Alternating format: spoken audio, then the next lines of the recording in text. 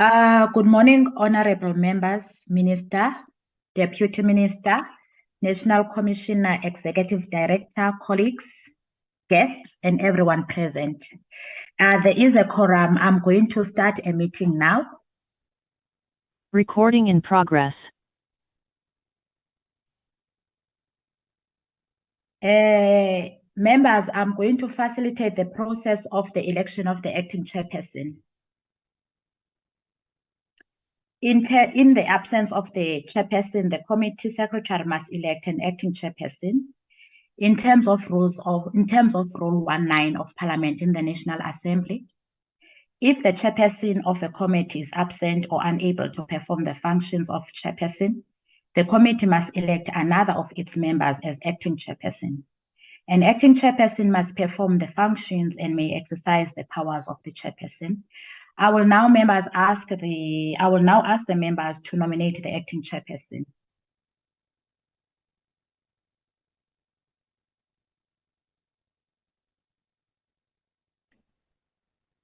Good morning to everyone. Thank you, Babalwa.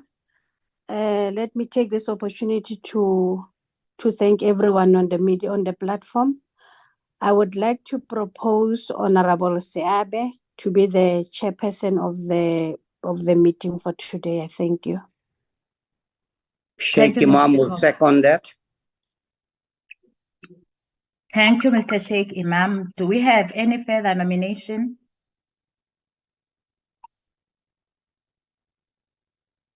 Okay, Mr. Siabi, do you accept the nomination? Yes, please.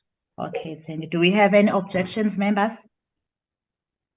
Mr. Siabi, you are duly elected as the acting chairperson for the meeting. I will now hand over to you. Thank you very much. Thank you very much. And let me welcome everybody who's in the meeting. Let me check, and from the Secretariat, I think we can assist. Is it not possible that we have an acting chairperson until we appoint a permanent chair instead of electing in every meeting? Yes, acting chair. Yes, Chair, it's possible. Can you please make that proposal to the members on my behalf? Okay, that would be my proposal, members, honorable members. Sadly, that I'm elected as the acting chair, but that we have an acting chair until we are able to appoint a permanent chair. And Tate Instead Seabe, of electing, yes, ma'am. thank you so much. I would like to second that proposal. Thank you.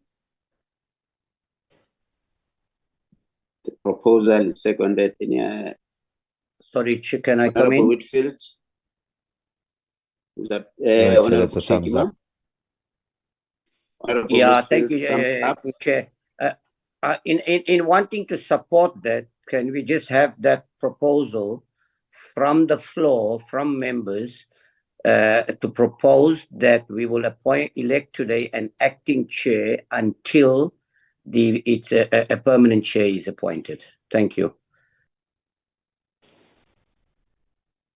So you are proposing? I am proposing that we elect today an acting chair until a full-time chair of the committee is appointed or elected. Okay. So in light of that, I propose that the Honorable Siabi be appointed as the acting chair until a permanent chair is elected or appointed. Okay. And Honorable Peacock, is that what you are Honorable supporting? Peacock, second the proposal made by Honorable Sheikh Imam. Okay. Honorable Baruti, Mishwe. I wanted to second that proposal, sir, but it has been seconded. And we also want to confirm that you are the best person for the job, sir. Thank you, Honorable Mishwe. Honorable Whitfield, is that what you are happy with? Yes, nothing has changed. Thank you. Thank you. Thank you very much. Is it in order, Secretariat? Yes, it's in order, Chair. Thanks very much. Let's continue with meeting. Would you mind flighting the... Okay, I've already welcomed honorable members.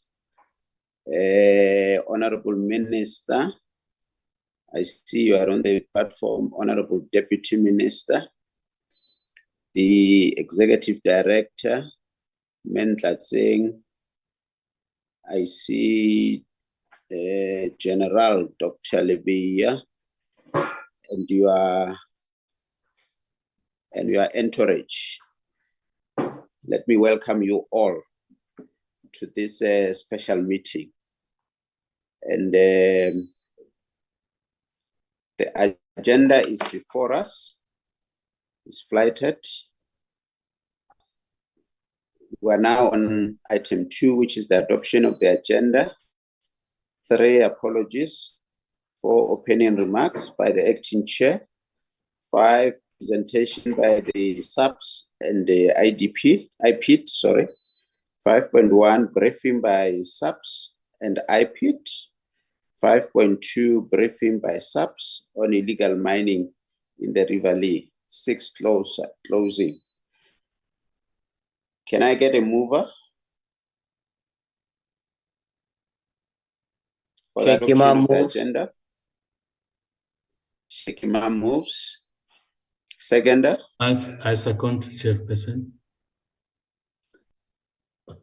Reverend Mishwe is seconding.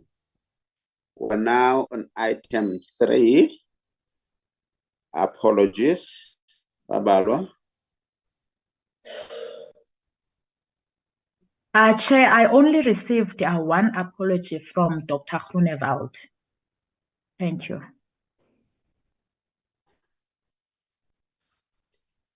Okay, thanks very much. Any other apology from honorable members?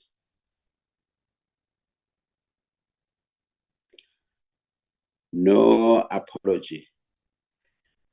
Just to send a message of well wishes to Nicolette. I'm told she's hospitalized. She did a minor surgery. Although she said, because she's a hard worker, although she said she would try to join the meeting, but if she doesn't join, it's because she's still in hospital. I think on behalf of the portfolio committee, we can share a speedy recovery. Honorable members, South Africa recently made history by being the first African nation to host the Netball World Cup in Cape Town. President Ramaphosa attended the final match on Sunday, the 6th August, and congratulated the manner in which the South African Police Service ensured safety and security throughout the tournament. We also want to echo the President's sentiment and congratulate our police officers for showing its might during an international sporting event that indeed put South Africa on the map. South African Police Service Biology Laboratory in Riverlea, which will be opened officially by the President, we are told on the 31st August 2023, which is dealing with DNA analysis within the Forensic Science Laboratory, which, as members will remember, we visited not long ago.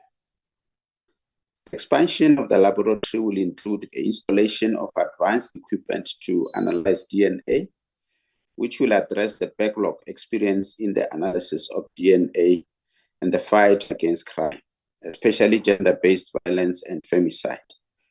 As a committee, like I said, we had the privilege to tour the facility earlier this year, and we saw the remarkable work being done in Riverlea.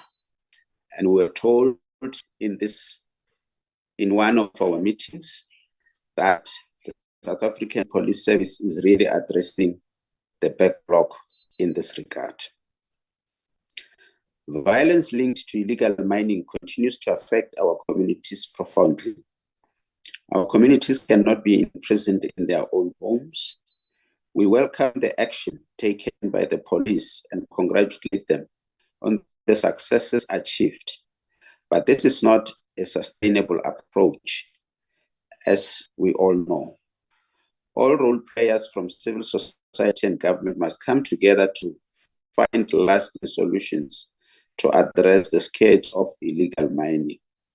Last year, as a committee, we embarked on several joint oversight visits with the portfolio committees of Minerals and Energy and Home Affairs countrywide. We tabled a report in the National Assembly to state our findings and recommendations. We are planning a final and concluding oversight visit during which all departments and ministries will report on progress made on these recommendations and report on progress. Honorable members, the recent assault on motorists by members of the Police VIP Protection Service sent shockwaves throughout South Africa and regrettably also internationally. If found guilty, the 8 officers involved must face the consequences of their actions. Police behavior, as captured on the now infamous video, must always be condemned and can never be excused. It breaks down trust between the police and citizen. Such trust is all too easy to lose and very difficult to build again. We call on all police officers to conduct themselves within the legal prescripts and adhere to the rule of law. The violence that marked the recent taxi strike in Cape Town is deeply regrettable. We extend our condolences to those who lost their loved ones. We call on the police to bring these criminals to speedy justice and thank the police also for keeping a watchful eye during the violence and stepping in when needed. Those are the acting chair's remarks, honorable members. Before we move on, I'm told, of course, the minister will give us more information. I'm told, in line with the approval by Parliament of the calendar for the release of crime stats, the minister will be releasing crime stats this coming Friday, which is the 18th. Normally, what we used to do is to have a brief session before the minister could announce, but it would seem it may not be possible this time. Maybe members can comment as to, I think we should allow the minister to continue and come back and discuss the stats in detail. But before we end the meeting, I would like members to comment on that, because logistically it might be difficult maybe to secure a meeting for Friday, but I would like members to comment on that before we close the meeting. Can we move on? What's the next item, Babalo?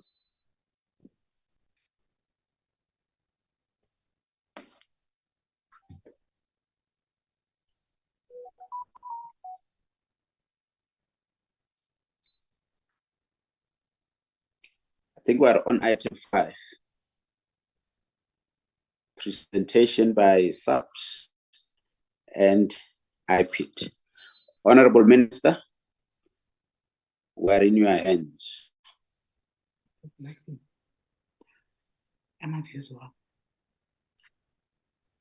Thank you very much. Thanks, Babalwa. You can remove it. Honorable Minister. Thank you very much, Acting Chair.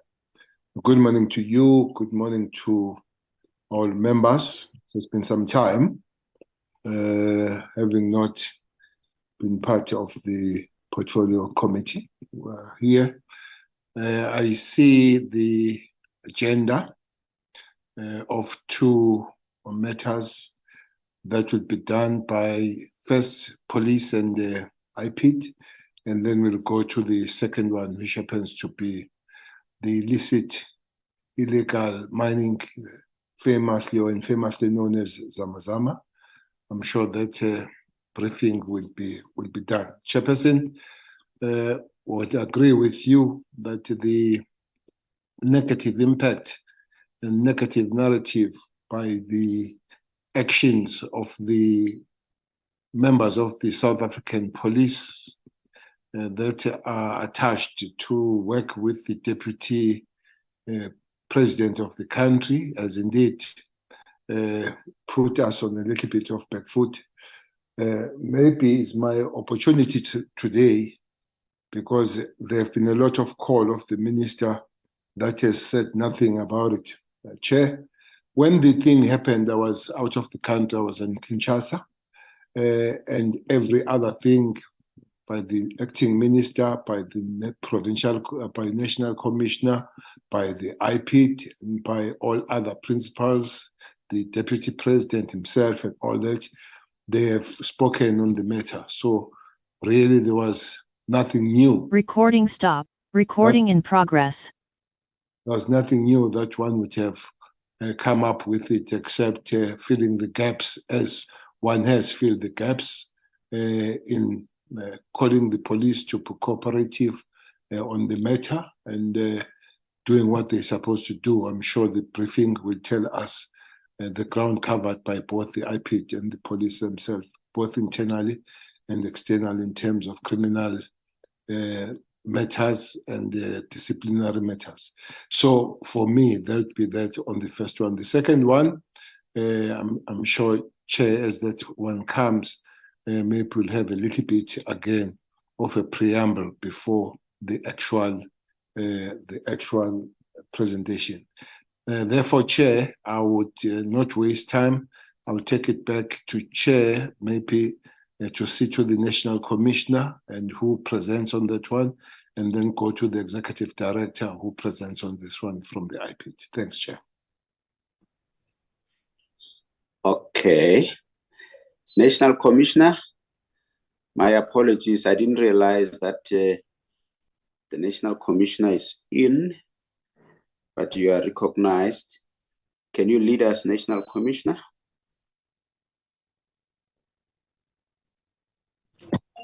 Good morning, Honorable Chairperson and Honorable members. Good morning, the Minister of Police, Deputy Minister, and the ED of IPID and colleagues. Honorable Chair, we are going to start with our presentation, maybe just to highlight a few current matters before one get into the presentation. We had a member of the DPCI who was killed on the 6th of August, somewhere along the N1. It looks a hit, and we have established a team that is investigating that specific incident. Another one, we almost had an en masse escape at the Kudamasin-Tumule prison in Limpopo, where South African police services responded very swiftly from Limpopo and all other provinces, and there was zero escape. We managed to control the situation. And just for information, also the Deputy National Commissioner for Crime Detection has been appointed, Lieutenant General Sibia, effective 1st of July 2023. And Yeah, I think those are the matters that I wanted to highlight. Of course, we also have police commemoration that is coming on the 3rd of September. On the presentation, I'll ask General Mhlala to lead us with the presentation, Honorable Chair. But what I want to say as an introduction is that after we discovered the video, immediately I did start taking action. The first action was to identify the members, and once we have identified that it is our members, the process of internal investigation started. General Mhlala, can you then proceed with the presentation? Thanks, Honorable Chair. Thank you very much, National Commissioner. Good morning to the Honorable Acting Chairperson, Honorable members, the Honorable Minister of Police, General Quell, the Honorable Deputy Minister, Date Castle Matale, all the National Commissioner, all senior managers on the platform. Honorable Chairperson and members, the presentation will focus on incident involving SAPS VIP Protection Services members attached to the Deputy President. We can go to the next slide. The table of contents will focus on the purpose, background, progress report, and way forward. Next slide. The next slide will focus more on the purpose, which is to actually brief the portfolio committee on the incident. Go to the next slide. Then on the background is just to also what has been also articulated by the National Commissioner, that as the SAPS management, we received the invitation to brief the PCOP, and that the management became aware of the incident through a video that was circulating on social media. And then that upon us getting the video that was circulating, we then did the preliminary investigation to confirm whether the alleged incident and the alleged members involved were actually in the police, and we were able to actually through the preliminary investigation to identify that the alleged members possibly they were attached to the Presidential Protection Services. We can go to the next slide. On the next slide, Honorable Chairperson and members, is to focus on the progress that as soon as the SAPS management became aware of the incident, the following measures were put in place by the National Commissioner. The departmental investigation was instituted in terms of the disciplinary regulations of 2016. The investigating officer was appointed to investigate the incident. The investigation revealed the involvement of 8 members attached to the Presidential Protection Services within Division PSS, and that the members are part of the security detail of the Deputy President of the RSA. Can go to the next slide. On the next slide, still on progress, the 8 members were then served with the notice of precautionary suspension on the 10th of July, and they were subsequently suspended after receiving their representations, and they're still currently on suspension. Then the internal departmental investigation is currently at a very advanced stage. It should be finalized as soon as possible. Once the investigation is finalized, the management will then implement the recommendations or the findings of the internal investigation in terms of disciplinary regulations. The SAPS management is prioritizing the internal investigation to ensure that this matter receives the necessary priority. Command and control after the incident has been strengthened, where the unit lectures and all several other interventions were put in place to ensure that the commanders need to tighten the command and control for the members on duty, the protection teams, when they are performing their duties. And what we've also done subsequent to that, myself as the Divisional Commissioner held a meeting on the 13th of July with the members of the component Presidential Protection Services with a view to promote the professional code of conduct. Just to remind them that we have a code of conduct as South African Police Service, and that all members within the Division Protection Services must adhere to the code of conduct of the SAPS. Regular sessions are conducted with all components within Division Protection Services, and both at national and provincial levels. We are actually, I've taken this part of this process to actually everywhere within the division to ensure that all members on a regular basis must be both by the commanders and including myself, that we re-emphasize the issue of code of conduct and all the relevant policies and regulations that are relevant to the mandate of the PSS. As part of the way forward, Honorable Chairperson and members, we Division HRM, we have a South African Police Service employee health and wellness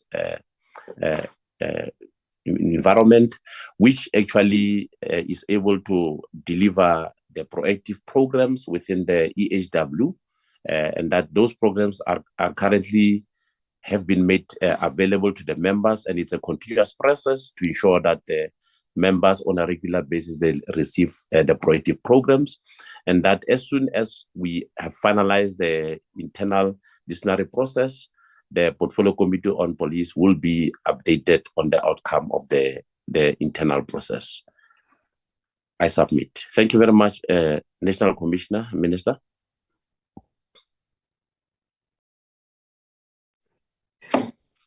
National Commissioner, are you fine? Thanks very much, Honorable Chair. That's our submission. So thank you very much. If you're fine, thanks very much. And thanks very much, General Mutala. Can I invite IPID, Executive Director, so that we discuss both reports at the same time? Thank you very much, Chairperson. Thank you very much, Chairperson. Can you hear me? Yes, I can hear you. Thank you very much, Chair and honorable members. Good morning. Good morning, Minister. Good morning, GM. Good morning, National Commissioner. Good morning, General Libya, and good morning, colleagues from SAPS. Chair, I must indicate that the matter that we are sharing or not discussing with you, it's a matter that is sub judice. So I am just going to humbly request that you know that we are unable to divulge much on this matter because the matter is before court. Chair, I must also indicate that this is a prosecution-led investigation. So we're doing it jointly with the DPP of Gauteng. So when we are unable to answer some of the questions is because we are trying to divulge more information lest we find ourselves in trouble in terms of this whole or our answers being used in a court of law. So we'll give what we can, but other information that we are unable to give, it's not because we are dodgy, it's because we know that it's questions that might also be asked in a court of law. So, Chair, I'm also going to request that my chief investigator takes you through the presentation, and then we will submit from there. Thank you. Over to you, Mr. Kanye. Thank you, Executive Director. Good morning to the Chairperson. Good morning to the Honorable Minister, Honorable Deputy Minister, and the members of the Portfolio Committee. As the ED indicated and the program is alluded to, we are presenting to the Portfolio Committee today the investigation that we are currently busy with involving the 8 members attached to the SAPS VIP unit. Our presentation, as the ED said, is very precise. It only goes direct to the issues that we think are pertinent to be discussed with the Portfolio Committee. And the slide that we'll be presenting, the content of our presentation are as follows. We'll present the purpose, the background, IPID's investigation, the current status of the matter. Now, if you will allow me to move to the purpose, slide 3.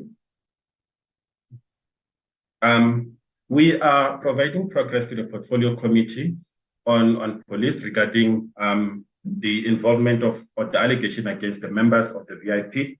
The case has been registered as Sentenced Case 80 of 7/2023, and the matter is with us as the IPID currently. We are investigating that.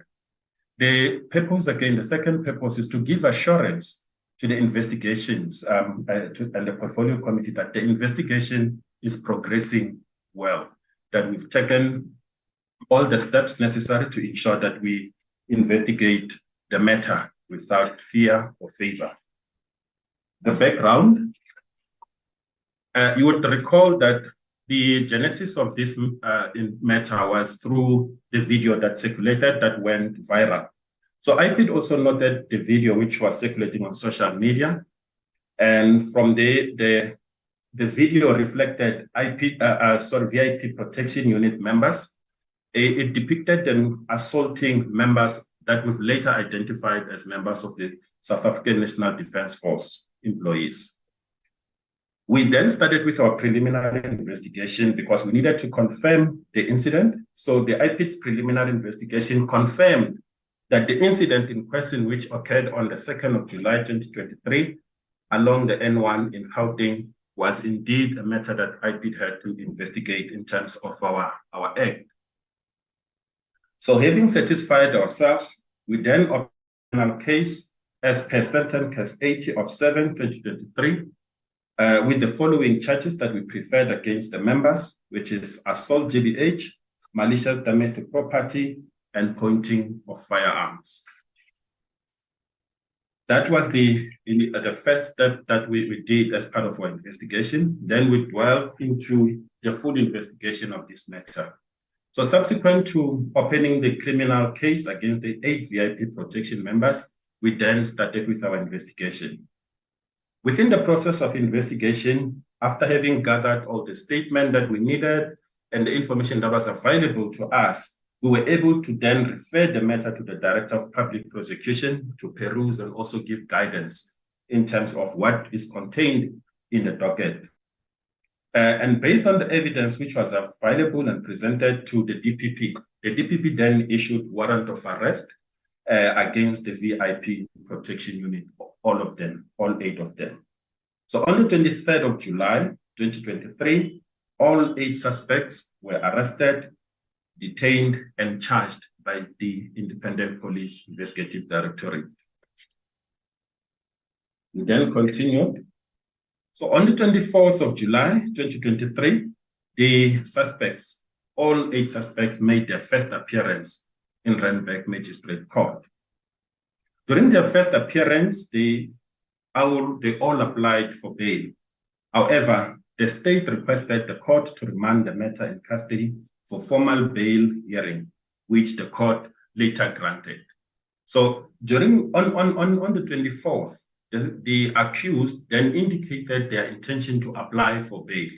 However, the court felt that there are certain things that needed to be done. So they remanded the matter, and they felt that it should be a formal bail hearing that needed to follow all the prescripts in terms of Criminal Procedure Act for the application of the bail.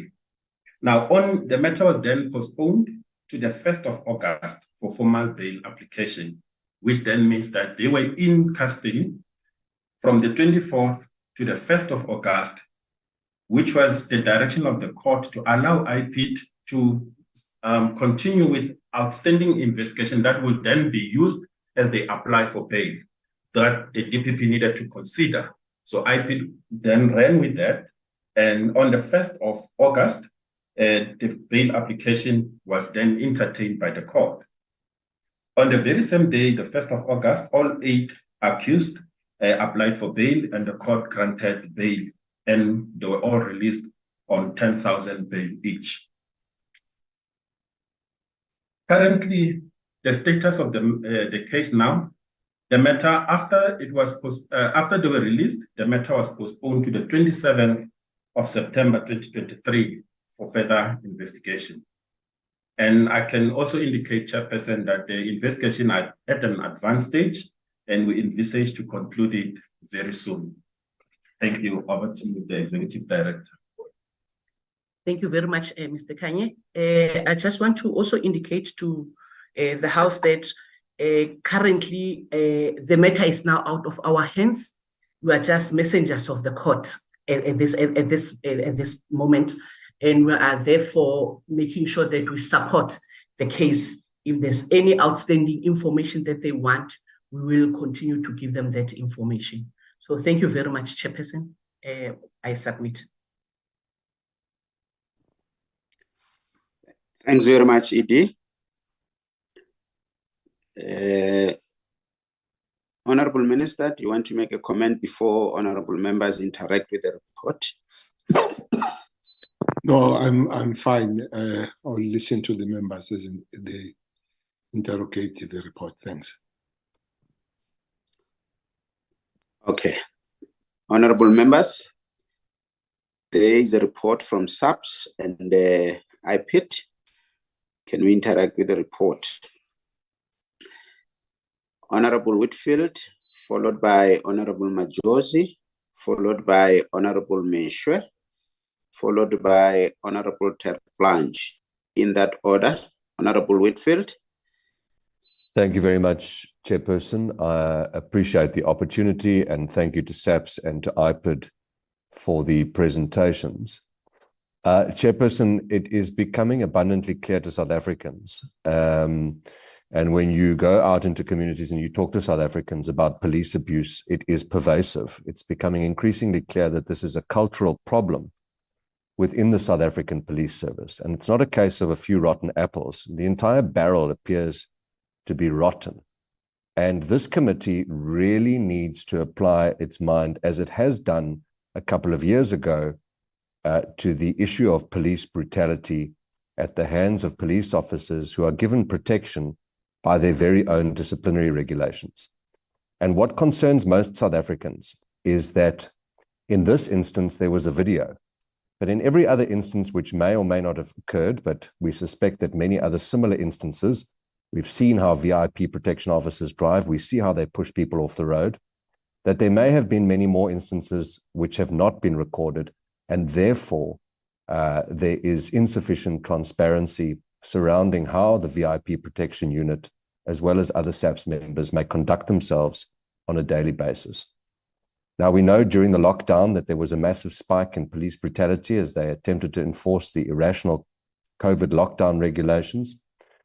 We have seen the complaints to IPID. We've seen IPID's recommendations being contradicted by the South African Police Service's own disciplinary regulations or processes, where the outcomes don't match the outcomes of IPID. We've seen less than 100 SAPS members suspended for very serious charges over the last 10 years. And it's very clear that there's a misalignment, Chair, between the role of the Independent Police Investigative Directorate and what SAPS does to cover up for its own. So I'm very grateful that the committee is having this opportunity, and I'm very grateful that a member of the public recorded this.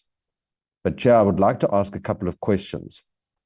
It appears that it was about 2 weeks, or perhaps more than 2 weeks, from the incident, and certainly maybe 3 weeks from when the incident occurred to when these VIP bullies were actually arrested.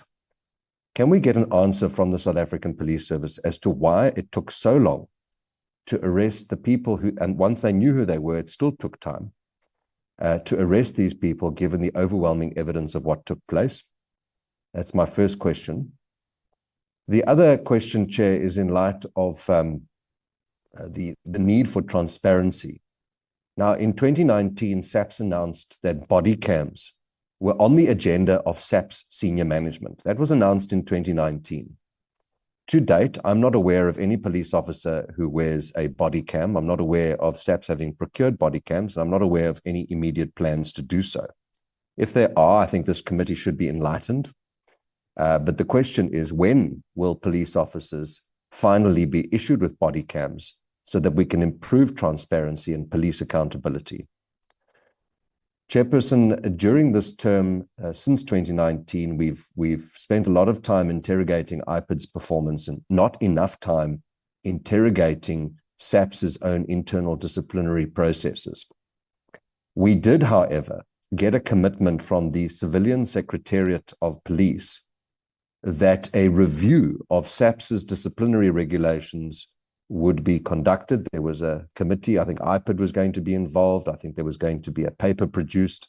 I'm not sure where that is, but perhaps the Minister can shed some light on the Civilian Secretariat's commitment to conduct a review of those regulations and IPID's recommendations, and whether there are contradictions, and where those contradictions occur, how we can resolve this to ensure that there's proper alignment between SAPS's responsibilities and IPID's responsibilities.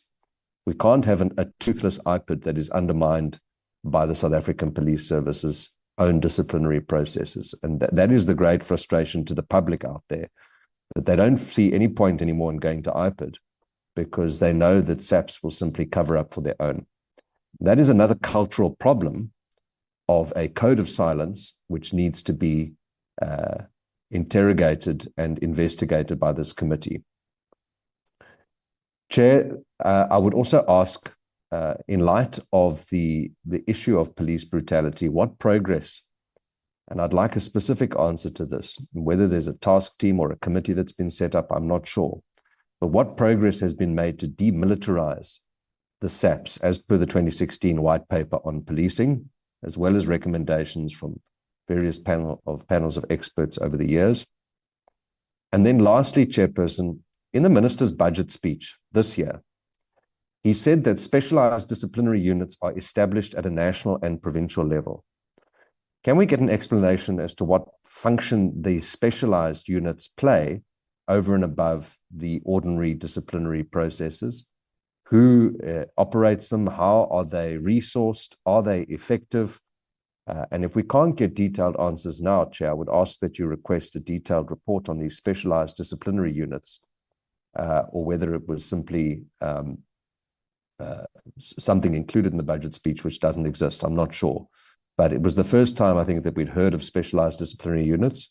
It's encouraging if their mandate is clear, but their mandate is not clear to me, and I'd appreciate an answer on that. Thank you very much, Chair. Thank you, Honorable Whitfield. Honorable Majosi. Thank you, Honorable Chairperson. Good morning to all honorable members, the Minister, the National Commissioner, and all SAPS and IPID. Mine is, I want to welcome the report and to say that thank you to SAPS for bringing this report to us and putting us up to date on how far we are, in fact, with the case that has been on the social media. And also to say that I hope that as they've presented that they will promote code of conduct in the SAPS. We hope that it will then be adhered to and it will penetrate within their minds that this is how they should actually conduct themselves when they are at work. And also, I would, because what was reported is that the Deputy President was not part of the security at that time, but later on it was reported as if the Deputy President was there. So in terms of SAPS, when they were investigating, did they check if the Deputy President was present at that time?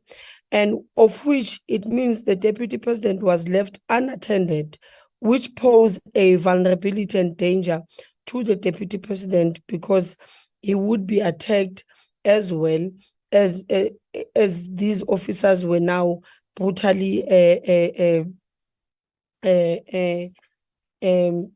bashaya abantu ngendlela engekho right. So what I want to know, I want to get that, was the Deputy President there or was he not there? And if he was, is it not another charge that they left a Deputy President of the country unattended, vulnerable, and just to go and beat up ordinary citizens? Of which I think I agree with Honorable Whitfield that it happens in most cases, but we don't find out because there won't be a video that will be taken at that time. And it's not about the aides only that will be accompanying officials, but it's also about what police officers do to ordinary South Africans on daily basis. I don't know, Minister. Some of your members are angry. They've got anger issues. I'm not sure whether it's part of the work that they do or what is happening, but do you not have some sort of a program where they will time and again, maybe twice a year, receive counseling so that they are able to offload some of the things? Because sometimes you go to a police station, you just find an angry officer. You have not done anything to that person, but they are angry. So you ask yourself, but I'm here to seek help. I've not even stated my case, but already this officer is dealing with me in a very, very negative way. So I think we must also maybe think about such things that, they go through anger management counseling, so that when they come back to work, they are able to focus on the job at hand, and they are able to serve the South African with a code of conduct that are given all the time. But those are the two things that I would want to know. But yes, thank you very much for the report. Thanks, Chair. Thank you very much, Honorable Majosi. Honorable Ntate Moruti. Thank you, Honorable Chairperson. May I also start by greeting all members, Minister, and all those participating this morning in this meeting. My first question is in line with what Honorable Majosi said. I want to know how many members were in that convoy. Was it only those 8 members, or was there more than 8? And obviously, if it was only those 8 members, as she correctly said, if the Deputy President was part of that convoy, then he was left unattended, which is a matter that should be taken seriously also. And secondly, I would like to know why those protectors kicked people that were on the floor, on the ground already. If they did anything wrong, why didn't they arrest them? Because the video, obviously, that went viral has clearly proven to those who saw it that SAPS members, or some SAPS members, take the law into their own hands. They have the power of arrest. When somebody has broken the law, why don't they arrest?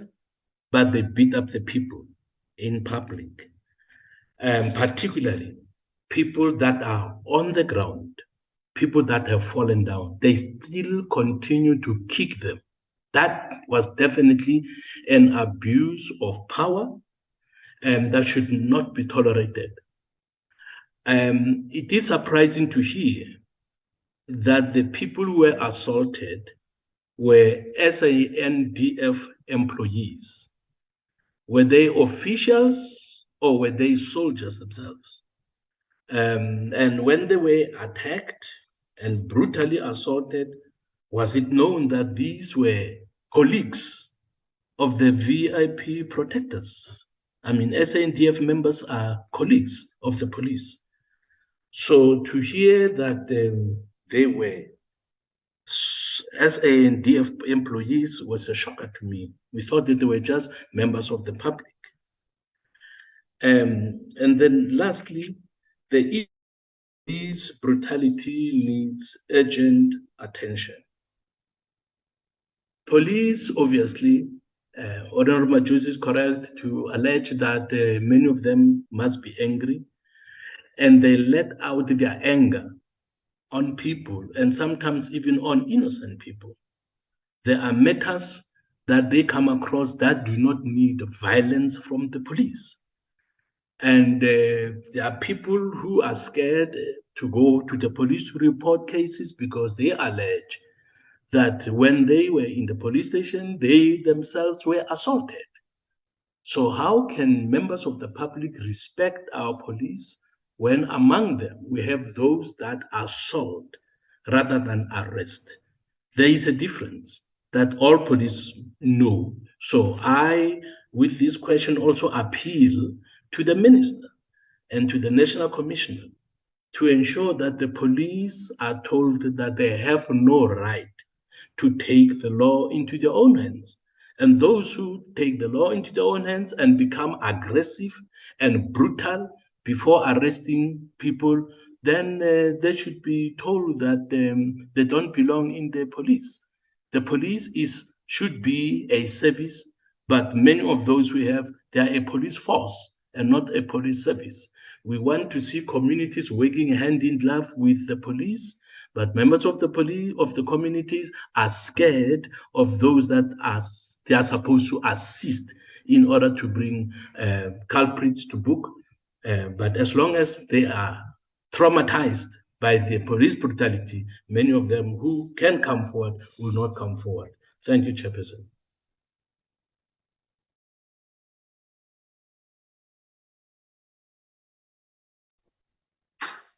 Thank you, Baba Mfundis.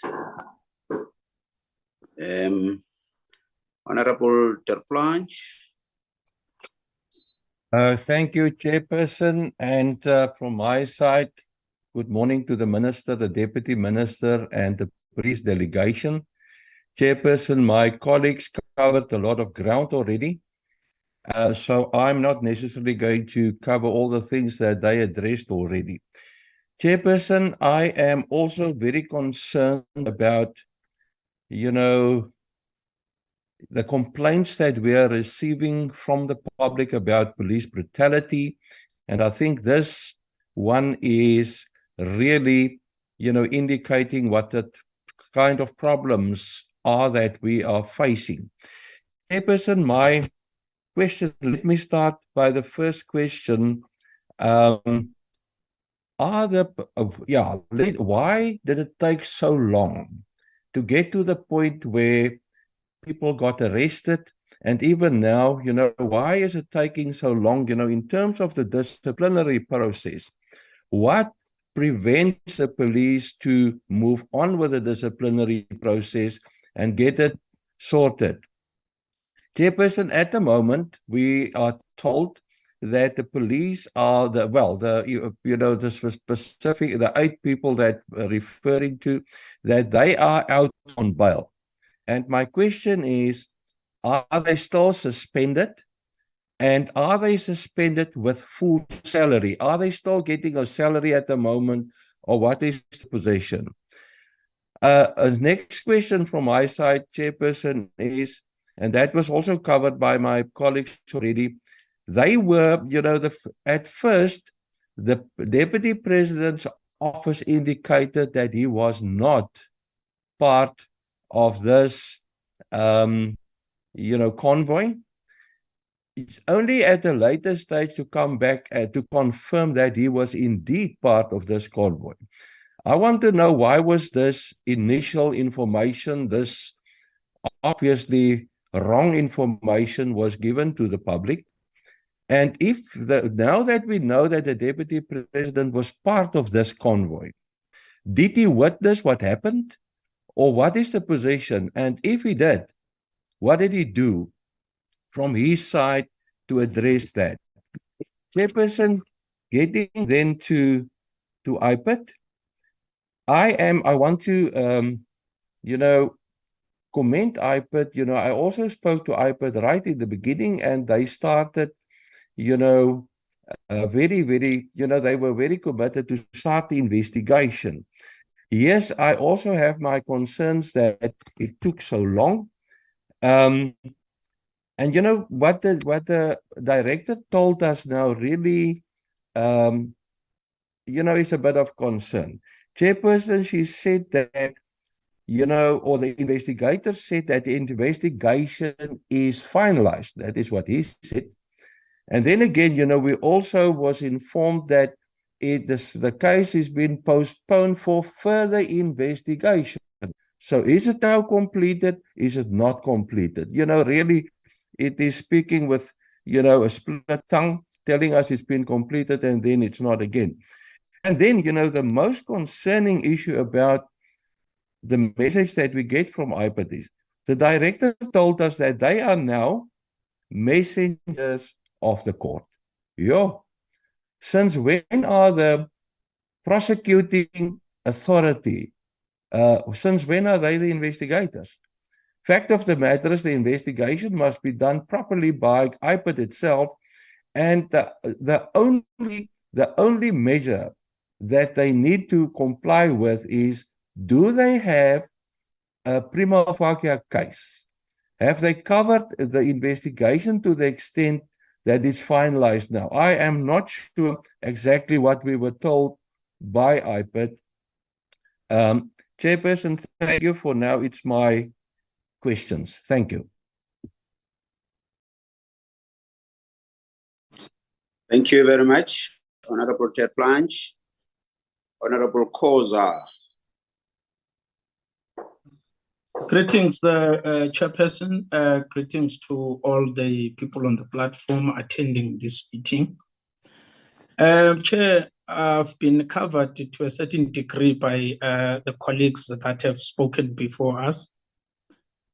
What I would have asked is, yes, the contradictory statements that were received when the incident first happened. The Office of the Deputy President issued a statement to say that he was not part of the convoy. Later, we find out that even in court, one of the suspects mentioned that the Deputy President was part of the convoy. We want to be taken into confidence once and for all whether he was there, yes or no. So that has been addressed in detail. Chair, the next matter that I would like clarified, particularly by the SAPS, is that there are two processes. There's a criminal case that is ongoing. I think IPID has alluded to that, and it's before the court. But also there's an internal SAPS disciplinary process that is being undertaken.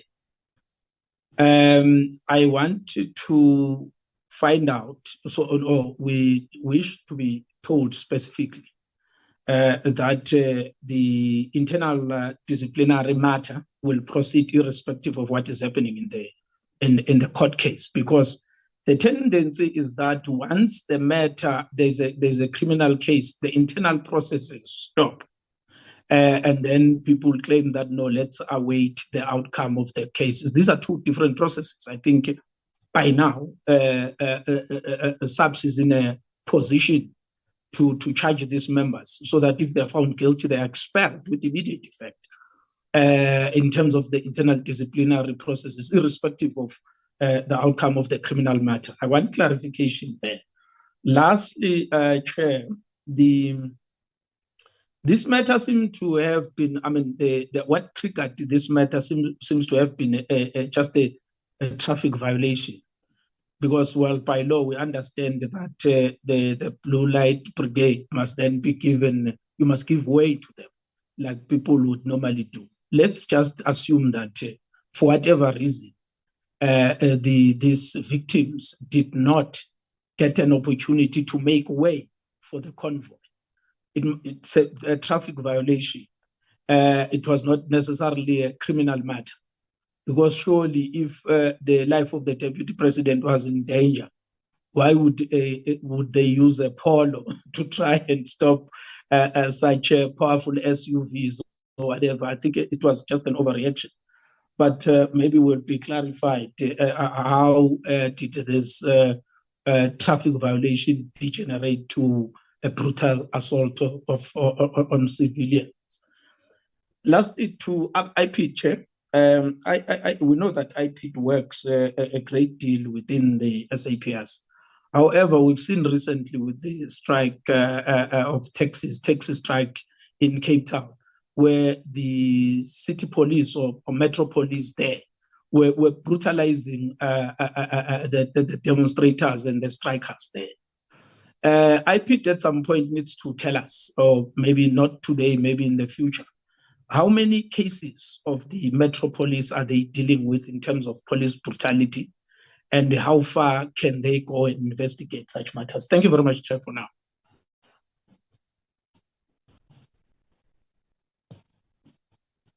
Thank you, Honorable Khoza. Honorable Sheki, ma'am.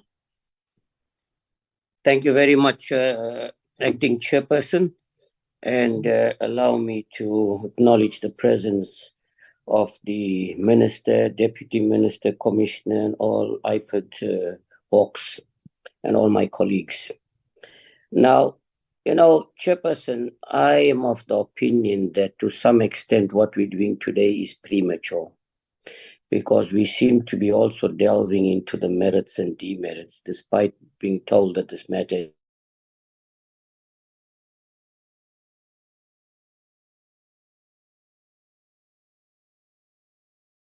before the court. But we're expecting some answers here that might prejudice the actual case before the court. But okay, that's the first thing. The second thing is, and I want to just deviate a little bit, since we're talking about a lot about police brutality here, and it's not directly linked to this. And please pardon me for that, Chairperson. If Minister can tell us what is he doing about the South African that was brutally assaulted by Mozambican police. There's videos floating around all over, if something is being done about that. Now, I hear a lot about police brutality, police abuse. One thing I don't hear about the number of police officers that are getting gunned down mercilessly at the hands of criminals. So it seems like we concentrate more on the protection of the rights of criminals. And that makes me ask the question, where do we draw a line, Chairperson, on what is police brutality and what is not? To what extent do police officers have to act not only to protect themselves, but to protect innocent civilians? And is there enough ongoing training and workshop being afforded to them so that at all given time, together with wellness program, checking on their state of mind and things, they are in a very violent society at the moment. Do we have such programs to be able to continuously engage with them? Have some kind of platform to come back and tell senior management what experiences and what is different that they are experiencing so that we could address this. I can tell you, to be a police officer is actually in South Africa, it's a crime on its own by the looks of it, in my view. But be that as it may. Now, on the issue particularly of this incident, my question is, and to some extent it's been raised, I want to know how long more is this investigation expected, given the fact that these 8 officers now will be getting full salaries while in suspension. It's a norm in the country. People are getting paid for 5 years and more, some I think 20 years, with under suspension and getting paid. How long more? Because now you've replaced them, obviously, and I think you have, and they're also getting paid. So it's a waste of taxpayers' money. How long do we expect? And I know the courts can tell us that, but surely SAPS will be able to answer how long more we are expecting this matter before it will actually be finalized. Then the other, when you talk about the police officers and the way they're conducting themselves, is it not that we should start re-looking, and I know Minister has agreed with this, even the National Commissioner and things, the entire recruitment process, so that we identify those with a passion to want to be police officers. They'll have a better understanding of what their responsibility. In fact, the question I want to ask you, do these VIP protections understand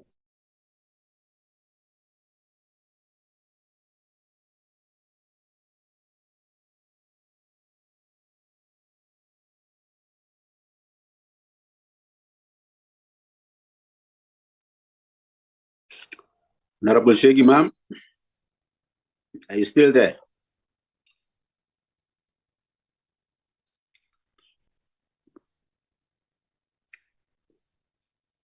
Okay, let's continue. Honorable Golding.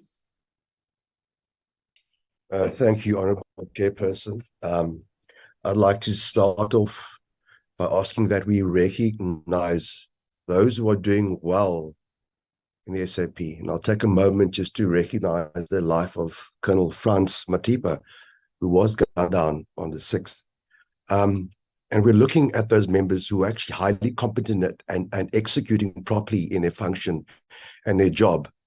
And then we're dealing with separate units who are possibly a bit rogue. So there are a couple of questions. Is there some all here? Am I on the platform or not, Acting Speaker, Acting Chair? Can I continue? Continue, Honorable Golding. Honorable Sheki, ma'am, you'll come back later after Honorable Golding.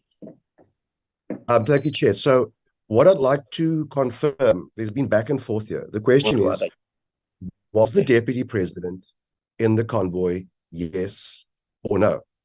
So there's two things from that.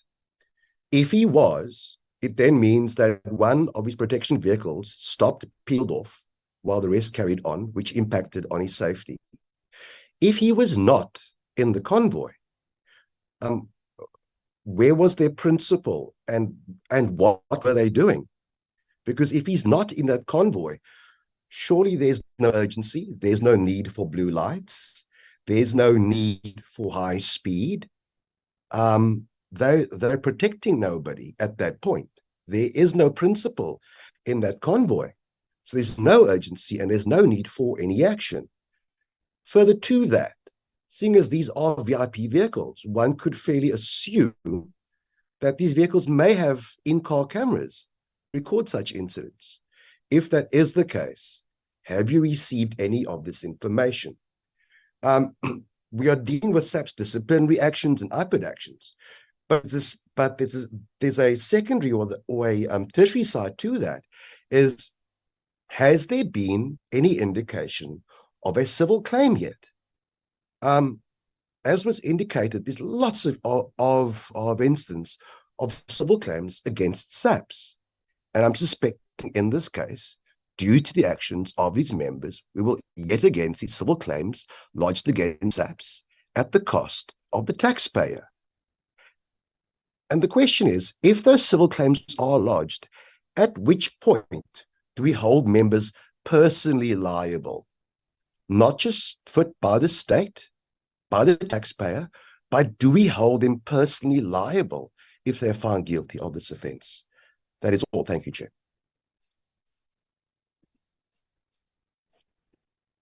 Thank you. Honorable Sheki, ma'am, you want to come in? Yes, Chair. I don't know what went actually wrong there. Sorry about that, Chair. Yeah, to some extent, I read some reports that these members being SANDF were being blocked from making any statements and things. They're being restricted because obviously they are all civil servants. Maybe if the department can actually comment on that and tell us whether there is such a thing and what we're actually doing about it.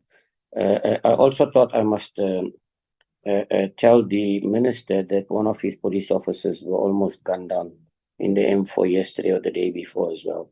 This is how police officers are getting gunned down. So that was my next question.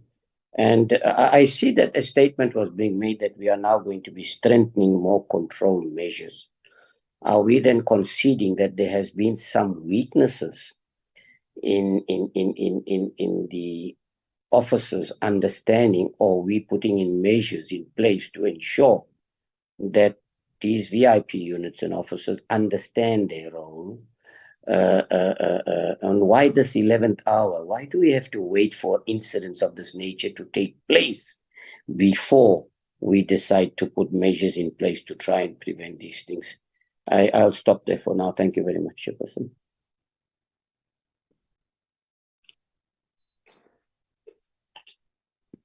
Thank you very much, honorable members. Honorable Minister and your team. Thanks very much, Chairperson. I'm not very sure. The matter was raised basically by both presenters, but especially the IPID of the matter being subject to care. Really, there are court questions. I'm not either the prosecutor or the lawyer, but there are very specific questions that will have to be answered in court, especially from Honorable Mfundis. Those questions that in some that will have to be answered in court, specific about the case, specific about what happened, specific about the responses that will be given by those members. I'm not sure how do we really handle those questions. And you remember, this is a public platform. This is a platform where you are under oath, whoever he or she is, and then I'm sure whoever the lawyers, it's got a lot of interest. I'm sure the lawyers, there are political parties, there are semi-political parties that have taken the matter, there are civic organizations that have taken the matter, and I would request that it should not be the platform of really of trying the case and answering the questions of the court. I would request that the portfolio committee understands that. Chair. Chairperson, there are matters that I will dispute, and I'm prepared to stand and argue them in a very long. There is no culture of impunity as raised by Honorable Whitefield within the members of the South African Police. There is absolutely no culture of impunity. There are problems within the organization where the members go wayward, like all other organizations as they go wayward. You whether it's at school, where I'm sure you've seen that viral, that racism that is happening even at school and all that. There will be members in any given organization that will behave otherwise. Even in church, there are several trials that are going on, putting the men of cloth in the court and all. So those things happen.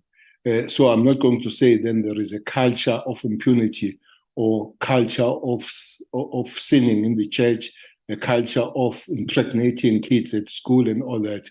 So there will be individuals that are out of order, and accordingly you deal with them, especially the police. The members of the South African Police, many of them, they are doing absolutely good job, no doubt about it. Maybe that's why more and more police that are doing serious work are gunned down, including the Hawks, including, unfortunately, this quarter that will be releasing, the number of police that have been killed on and off duty have increased. The number has increased. Maybe Honorable Member Sheikh does put us on the understanding to say our responsibility as these people elected is to do both, is to do to the communities. They'll have to do correct things, and to do to the police, they'll have to do correct things. It does look like we are not taking communities on board to say they have responsibility themselves. Chairperson, I have moved with the police. I'm sure that's another story. What do you do then? All that kind of thing. There is just absolutely understanding to say police should not do their work, sometimes by hardcore criminals. You know, police, they'll go to arrest somebody, and somebody say, you can't arrest me because there is IPID. I'll tell IPID. I'll tell IPID. And they will, police will go and arrest somebody and say that somebody, don't touch me, is an assault to touch me. Now, I wonder how that person is going to be arrested if it's she or not touched. But Chairperson, I'm prepared to talk about also the groups of some lawyers who come together and move around those people that have been arrested to work on them to put the claim against the police and against the state, it has become some kind of a fundraising scam, especially in one province that I know, one or two. So when then we are looking one side, we are encouraging such kind of schemes to continue and take place going forward. Let me explain that police in South Africa, they've got two communities that they need to police. They've got ordinary community that have all the rights to protest, to raise their issues, either the unions, either the school kids, and police have a responsibility of policing those people with a soft glove, with an understanding to say those people have a constitutional right to do so. And those police must work within the law. Hence, they are trained as public order policing, and indeed 4,000 of them have just been trained out of the 10,000 that has come out of the college. We need to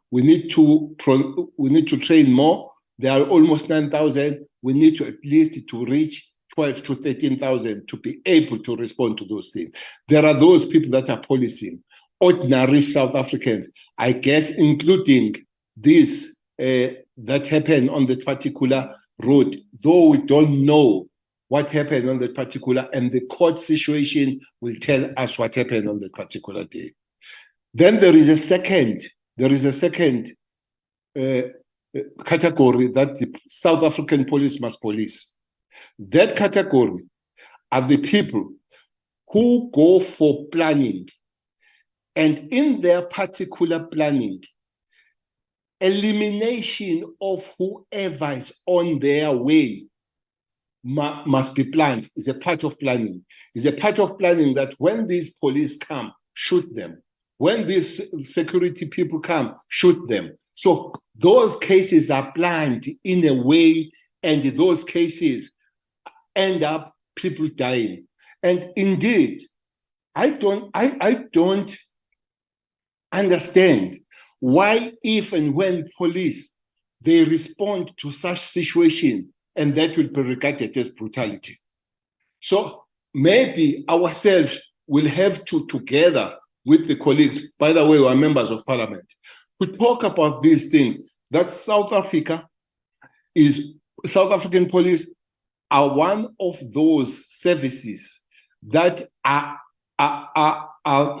practicing their work under the brutal situation where many criminals, they eliminate police and they plan to eliminate police officers as they do their work. So somewhere, somehow, we'll have to find the balance between that and the communities that themselves are ugly hearts to say they'll eliminate the police, but eliminate even the members of the community that stand on their way when they go for their criminality. Maybe so it will help us to better understand on those matters. The structures of dealing with the police that are getting out of the way must be there. IPID is the main one. Anti-corruption unit within the South African Police is the main one. And the one that we want to formulate as they were announced, especially on those soft cases where police become bad, especially at the front line against abused women, abused children, ordinary community, when women go to report in police stations and they are told to go back and negotiate, they are ridiculed and all that. That's an area that we want to focus, and the area that we are working, that police must be sympathetic, must understand these things, that when women come to police station, that's the last hope for them to come there.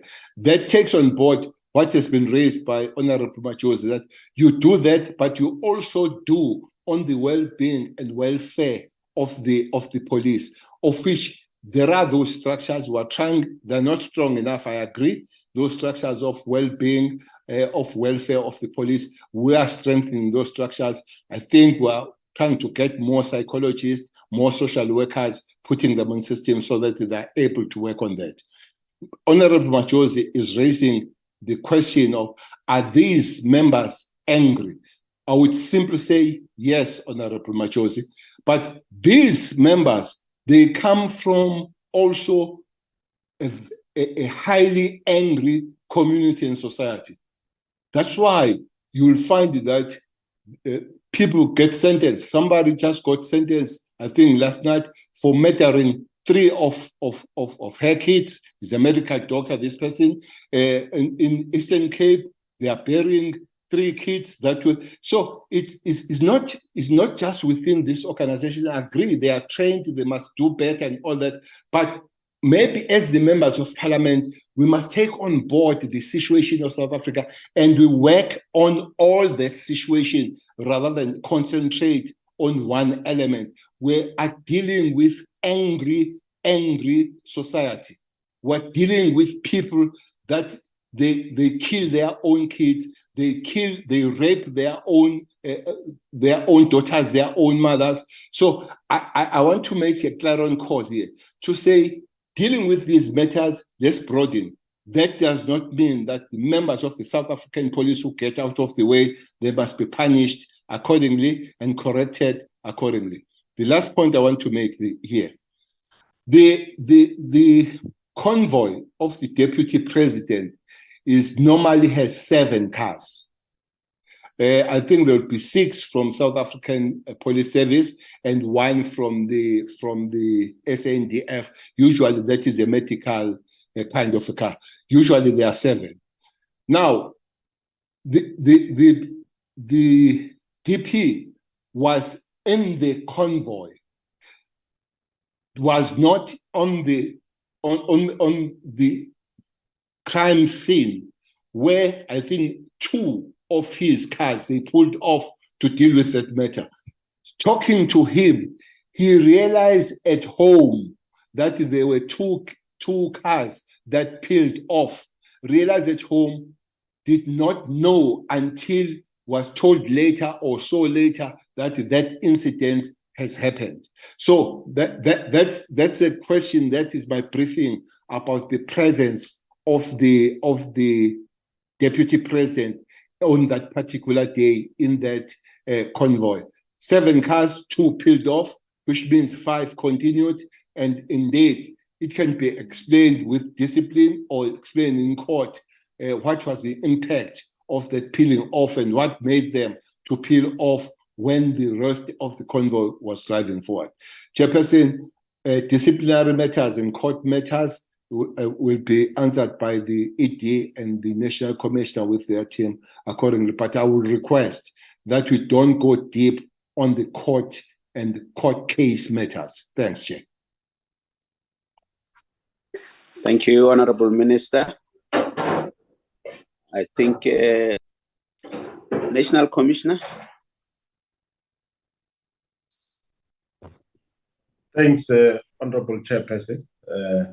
Firstly, let me say we condemn the incident with the strongest term possible, and the necessary processes are taken on which will proceed. And what I would like to say is that maybe we shouldn't paint all police with one brush. When one incident happened, we paint that it's all police, because we still go home, we sleep, we wake up tomorrow, we still find a lot of economic activities that are out there, and we still have people that are being convicted every day where police are involved. Prisons are over 44% full. That is the work of the police. So it's quite a lot of police that are good, that are doing good work. So yes, unfortunately, you will have, where you have an organization of over 150 people, you will now and then experience such incident. they are regrettable and we condemn them, and we will take steps to remedy those matters. With regard to, there was a question on body cam, Honorable Chair. The body cam, if you recall, there was a legal dispute at the beginning whether to use them or use them. It was found to be against the law, and that was eventually resolved by legal services and Department of Justice through the law. And currently, we are compiling specs. We are going to buy them. It's on our radar. It's one of those things that we are going to start implementing. And then there was a question around, there was 2 weeks before arrest. But recall after the incident, as SAPS management, we responded speedily and we did take action because, if you remember, internal investigation did take place and eventually members were suspended, and only then the IPID did take action. So the issue of the arrest, I'm sure, can be answered best by the IPID, but of course, even then, I'm sure they investigate and then thereafter they arrest after they've investigated.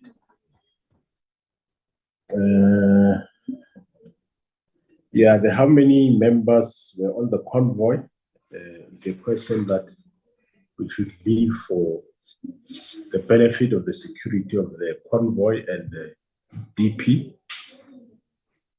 There was also a question on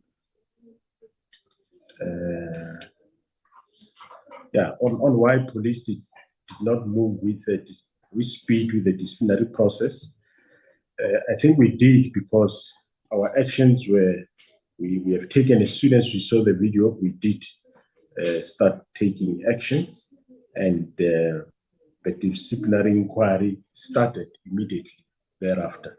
But of course, there will be, I agree that the disciplinary process is separate to the criminal investigation. But however, there is exchange of information in between. We will rely on IPID in terms of getting some of the statements, because it might not be good that we approach witnesses to get statement and they also do same. Especially they take the statements and we get statements from them, and then proceed with our work. We will look into establishing a desk at the National Inspectorate to look at incidents of this nature where the community can report.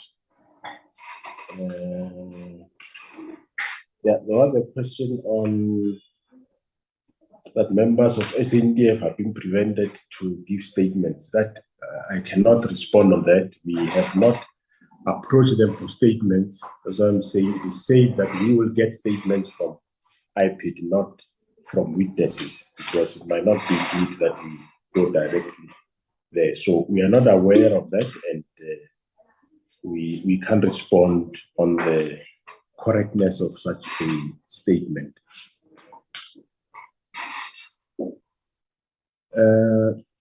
I think the question of convoy, the minister answered it already, but we just have to take note that a convoy remains a convoy and it moves as a convoy. Whether the principal is in or not, the convoy still remains and it moves the same. Because if there will be difference of movement, then you'll be giving out the security element whether the principal is there or not. So the convoy remains a convoy all the time when it's on the road.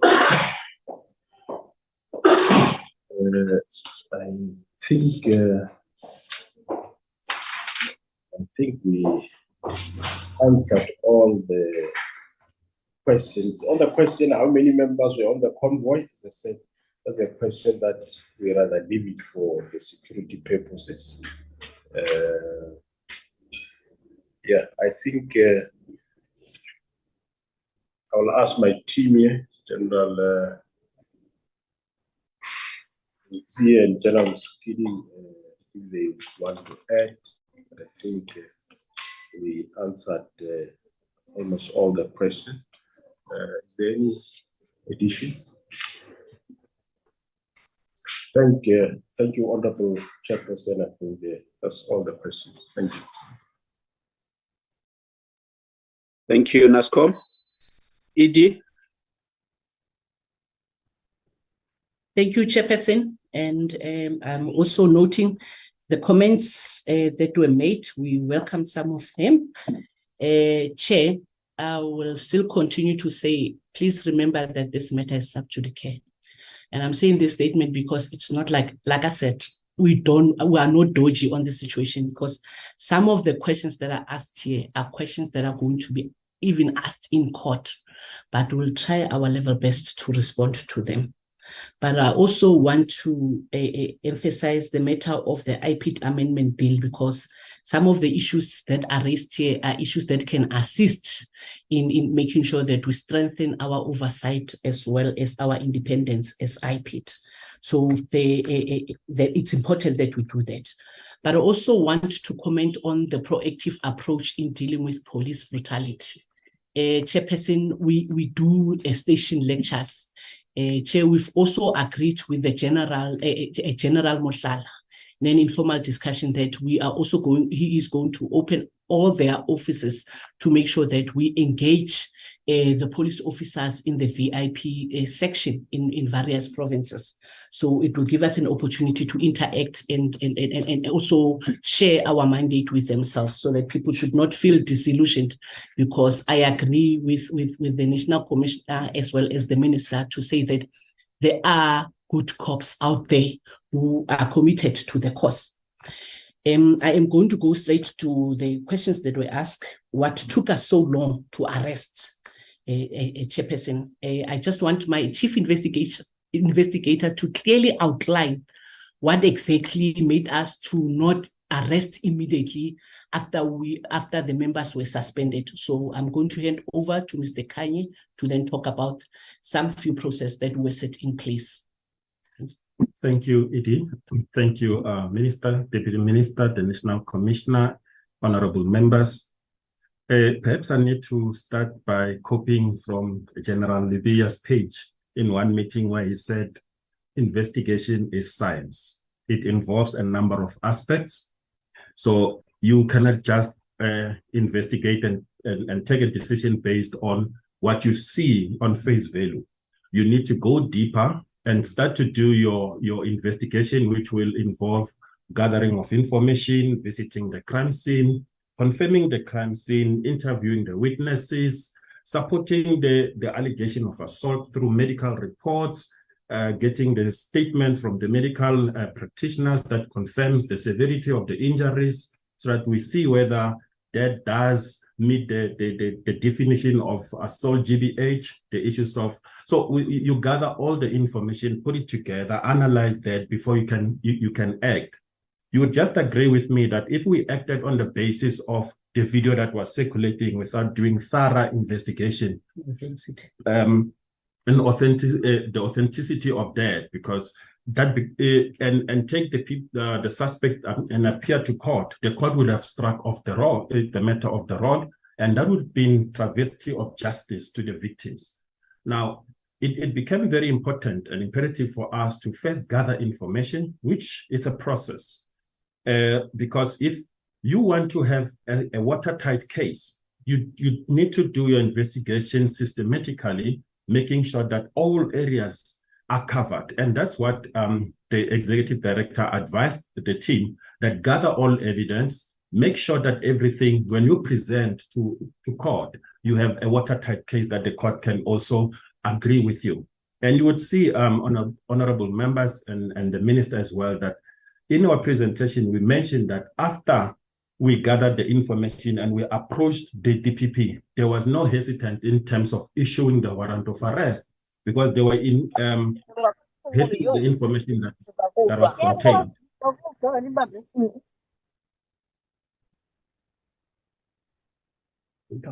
Thank you very much. So that is the reason why one would say it has taken us long, But if I were to turn it around, I would say we have done thorough work through in the 2 weeks, that when we presented to court, the court was happy with the work that we've done, and we were able to place the matter on the roll. Had we not done all those things, the matter would not have been placed on the roll. So, and the executive director also said we must also always remember that we're doing a prosecution-led investigation, that everything that we gather, and the prosecutors or the DPP must be able to give a warrant of arrest, must be able to place the court on the roll based on the information that we have. So we emphasize on quality of investigation. So that is that. So it maybe may just stop here. Okay. Thank you. Thanks, Mr. Kanye. With regard to the comments, there were comments made by Member Majosi. I think the Minister has already responded to them. Safe to say that we continue to engage proactively. We will continue to conduct station lectures. We'll continue to conduct lectures with different community members to actually understand the mandate of IPID. Member Mishwe also raised issues around how many members. I think the Minister have answered that. And then the issue of police brutality, I've already spoken about the proactive approach. Member Terblanche complained about is the investigation finalized or not? There are contradictory statements.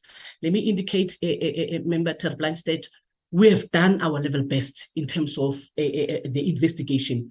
We think we have we are at the stage where we're saying we are finalizing from our side. But when there's more information required by the court, we will definitely do that. So as far as we're concerned, we've covered all spots. We think we've presented a quality investigation. So it's up to the court to then decide if there's more information that is needed there. When I said to messengers of court, I'm saying we are now relying. We think we've covered all grounds, and we are now listening, waiting for the court to say if there's any outstanding information that they want. We will definitely do that. It's in that sense, but not literally being messengers. We are investigation.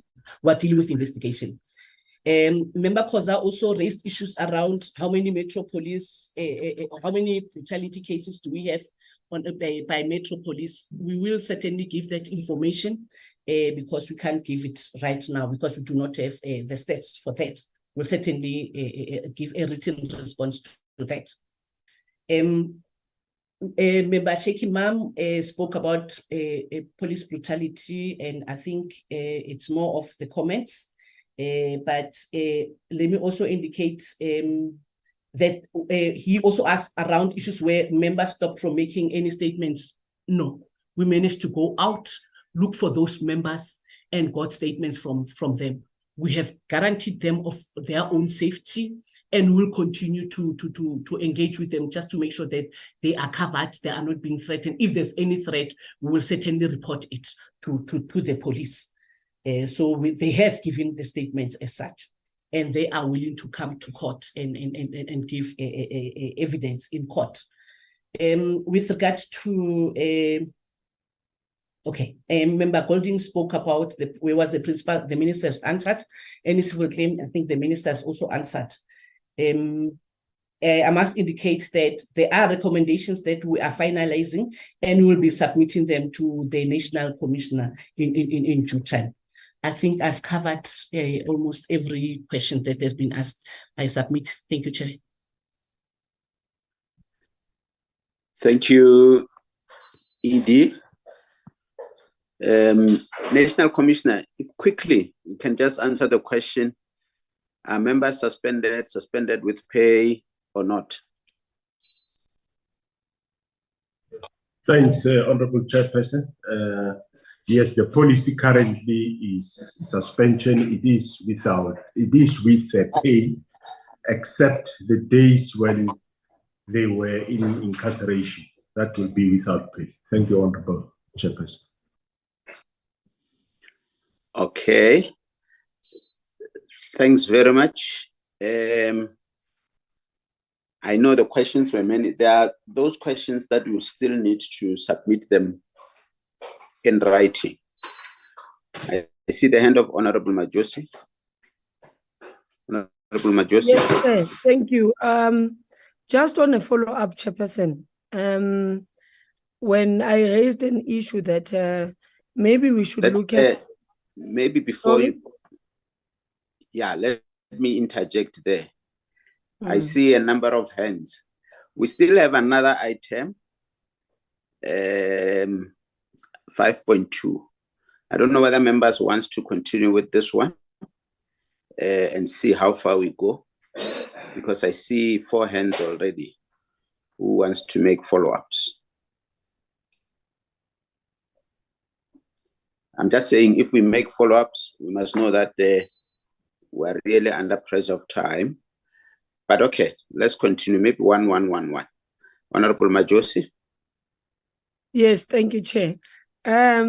With the issue of me raising an issue about maybe having officers that are angry, I don't know, maybe the minister and the SAPS did not get where I was coming from. And raising it was in a manner that, I mean, they should be angry. The job that they do, the things that they see, and what they go through, then dawns on an individual, besides the fact that he is an officer or she is an officer, but it will dawn on them.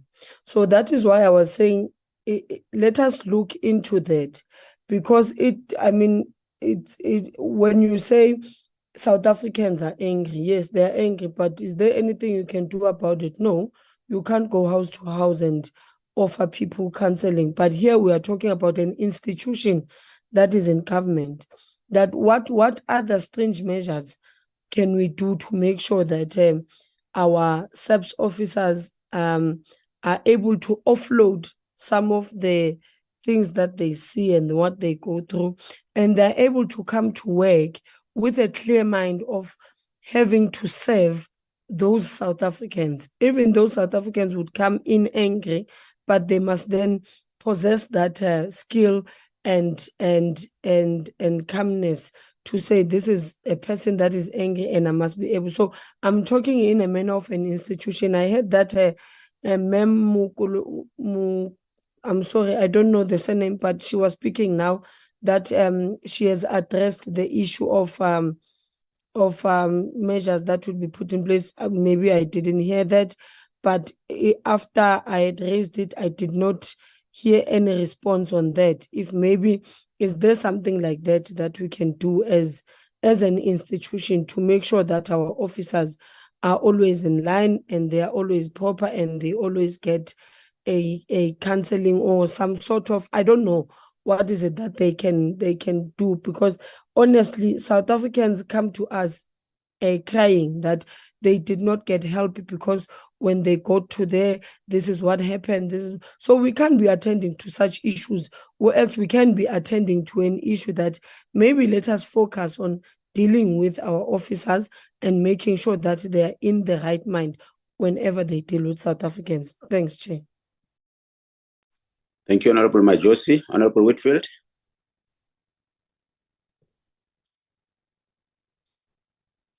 Honorable Whitfield. Oh, Honorable Mishwe. Thank you, Chairperson. Mine is a short one.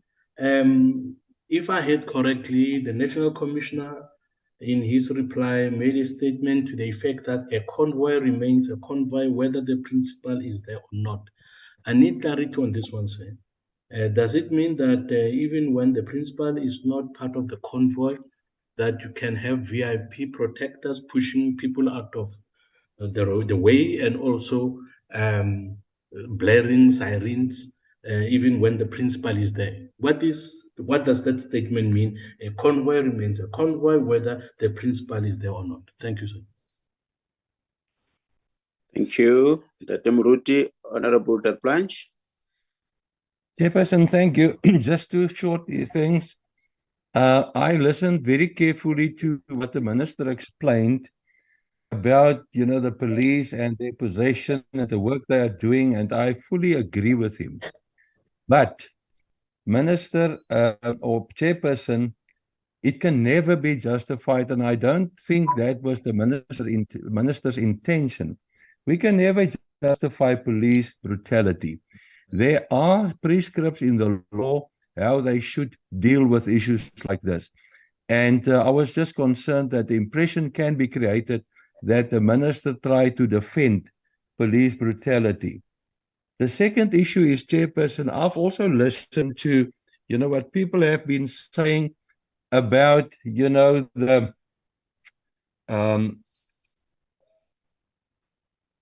sub judice rule.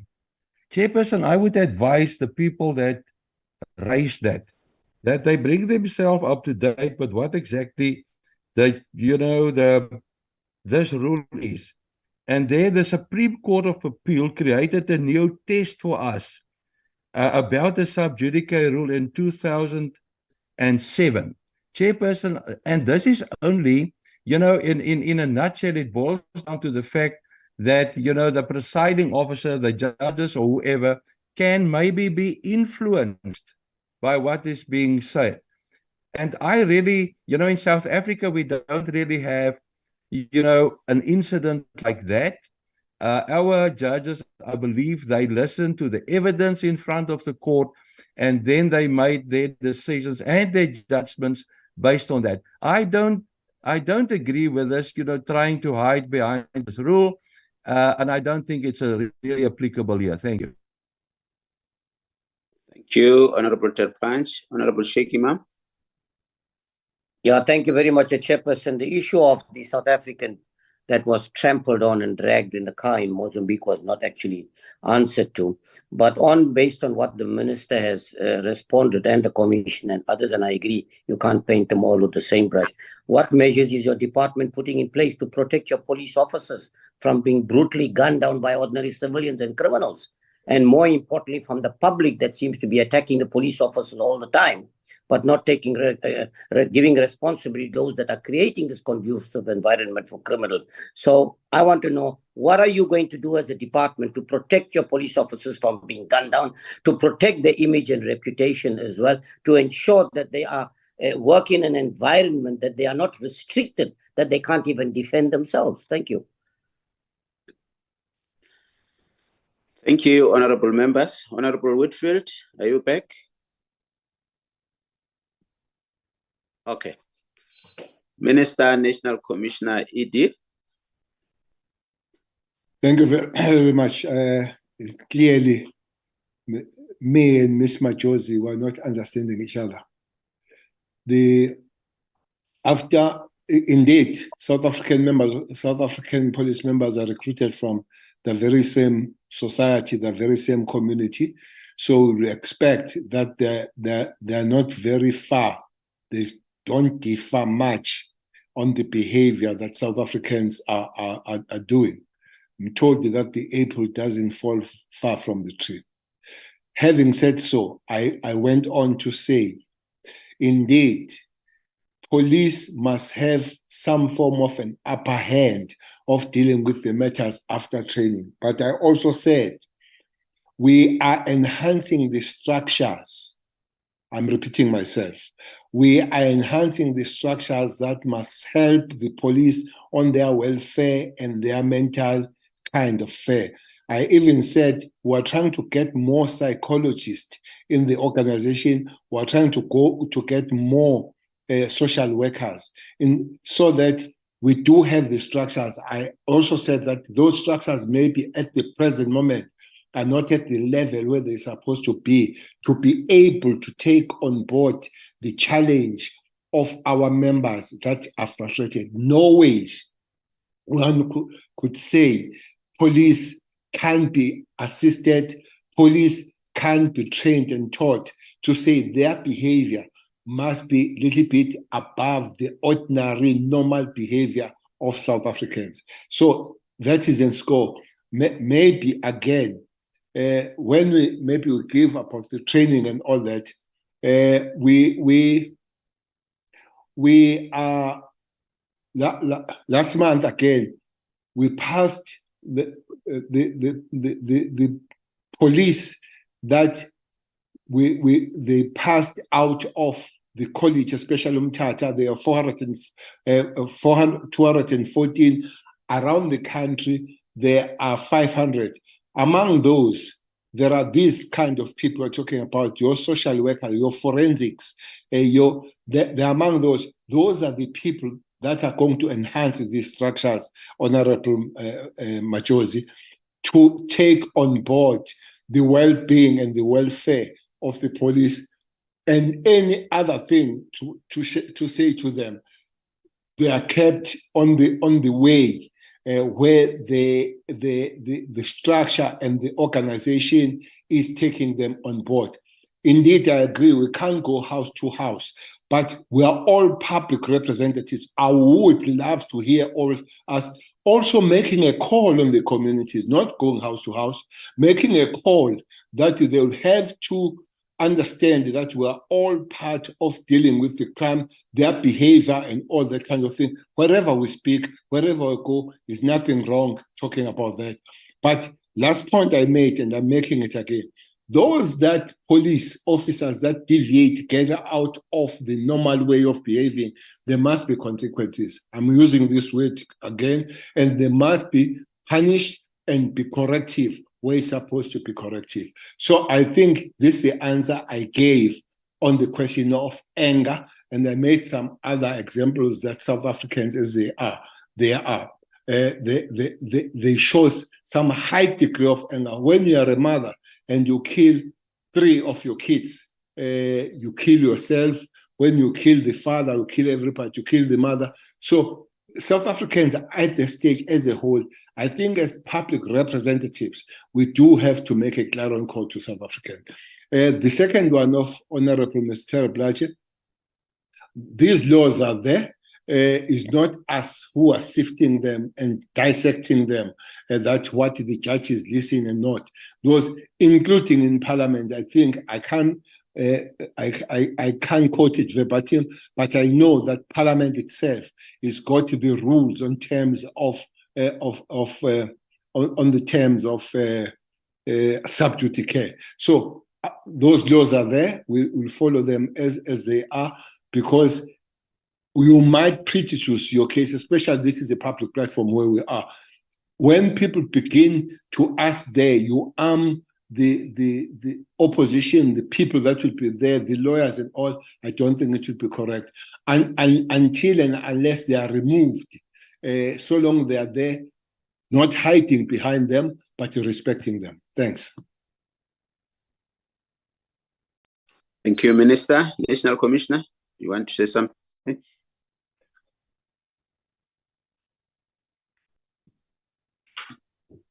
Thanks, Honorable Chairperson. In addition to what the Minister said, we have within the Division Human Resource Management, the Employee Health and Wellness component that have got programs, proactive programs that now and then they do assist members in various forms, including anger management. So it's a capacity that we have, and those that prefers to go outside the organization, they are also assisted by Polmet to do so, to get those services outside the SAPS. Honorable Minister, a convoy remains a convoy because internationally it's standard that it remains a convoy, and it must be unpredictable where the principal is at any given time. Because remember, the goal is to protect the principal at all times, so that there is no attack on the principal at any given time. So I think it's sufficient to just answer on that. Thank you very much.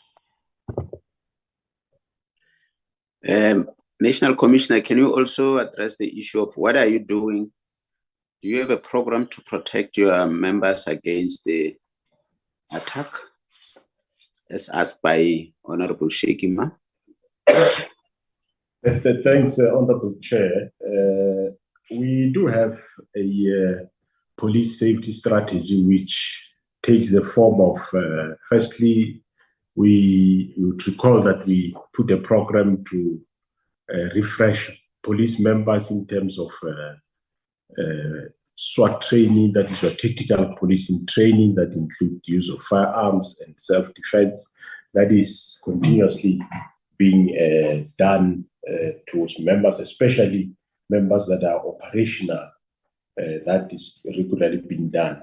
And also there are various measures in that strategy that we are doing. That includes protection of where the members are working. Recall that there is a program where we are fencing police stations, making sure that we put gates where there are no gates. That program is still ongoing. And of course, also making sure that we buy them the necessary tools of trade. That's why they always find the members are armed and they have got bulletproofs when they are on duty. Those are the programs that we put in place to ensure the safety of our members, Honorable Chairperson. Thank you. Thank you. Edie, do you want to say something?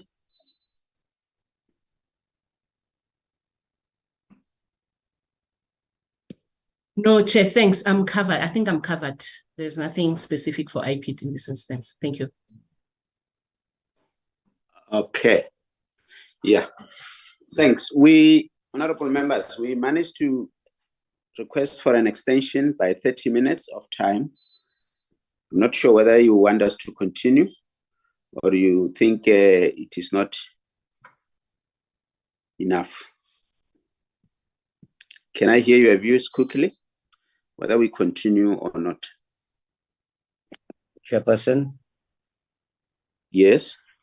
Chairperson, I think 30 minutes certainly won't be adequate because there's quite a few issues to raise around the issue of illegal mining and things. So this is just my opinion that I think 30 minutes is just not enough. Thank you.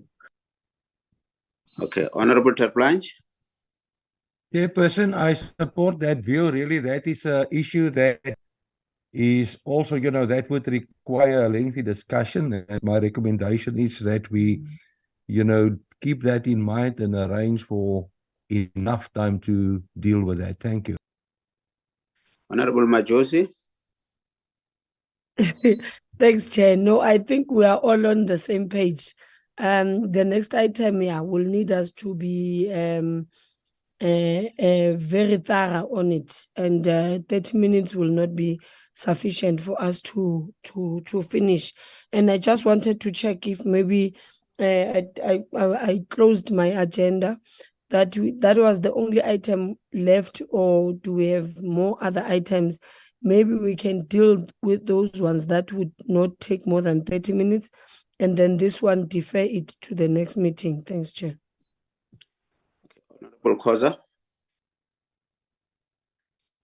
Chairperson, thank you very much. I agree with the members, but also, Chair, if I may abuse this opportunity and say this matter of illegal mining or the zamazamas, it's a matter that requires time. But also, I think it would do us a lot of good if we're to have maybe a joint meeting with the Department of Minerals and Energy. Because, Chair, you will discuss the issue of zamazamas and policing. But what about how about holding those companies that are abandoning these mines, not securing them accountable? Because these people, they don't just find themselves there. Somebody has left those mines. So if we could have a bigger meeting, Chair, I'm just proposing, I don't know how's that possible, so that we can also get the other departments that are interested, so that they can get to tell us what is it that they are doing. This must not just be the problem of the police, when there are actually departments that are supposed to be holding certain people accountable to stop this. If we deal with it as a matter of policy, we'll only be dealing with the symptoms. The deeper problem is that of other departments that should be coming on board. But I'm just throwing it on the table, Chair, to see how it can be worked properly, so that when we have a meeting, we have a proper meeting. It's not a policing matter. It starts somewhere. So let's go back to the root. These are just the symptoms of a problem that lies elsewhere. Thank you, Chair. Thank you. Babalwa, I think honorable members are saying we will stay the item, but when we organize again for the item, let it be a joint meeting with other interested department of Minerals and Energy, Department of Home Affairs, Department of Justice, just to quote a few. Maybe let's see how possible is it to arrange this meeting for this item, because it's not necessarily a police item. Did you hear that, Babalwa? Yes, I did, Chair. Okay, please work on that one. Now, before we close, honorable members, I just want your comment on I said the minister will be releasing crime statistics on Friday. I spoke to the minister offline. The minister is ready to brief the committee before he releases the stats to the public. I'm not sure whether members are available. Babalwa, you can also advise whether it's possible to get a slot on Friday morning. If we were to meet, it must be something between 8 o'clock and 10 o'clock in the morning, so that by 10 we are done. The minister gets to another briefing, and by 12 possibly release the stats to public. But it will serve no purpose if members will not be available for that meeting. Can I get your views, members, on this matter?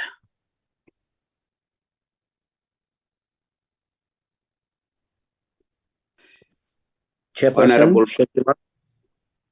okay, Sheikh Imam, you can start. Yes, Chair, I think it's very important that we are briefed. I'm available. We can check with our other colleagues if you're available from 8 to 10. But I think it's very important that we are briefed before the minister briefs the media. Thank you. Honorable Majosi? No, thank you, Chair. When it comes to the crime stats, I think even if it won't be on the day that our committee sits, but we always avail ourselves, and we always sit earlier on before the minister will then brief media. So I am available, and will definitely meet the 8 to 10 meeting on Friday that the minister is requesting. Thanks. Honorable Terplanch? Chairperson, thank you. I think it's important, but unfortunately, this is very short notice, and, we have pre-arranged stuff. Unfortunately, I won't be able to make it. Thank you. Honorable Khoza? Thanks, Chairperson. I think before the minister make the announcements, we need to meet, even if it's for a short while. The detailed one can follow, but just the prior briefing so that we are not caught by surprise. So we're appealing just that all members should make an effort. So I'll avail myself. Thank you, Chair. Okay. Honorable Gordon? Thank you, Chair. I will free up diary space and I'll be there.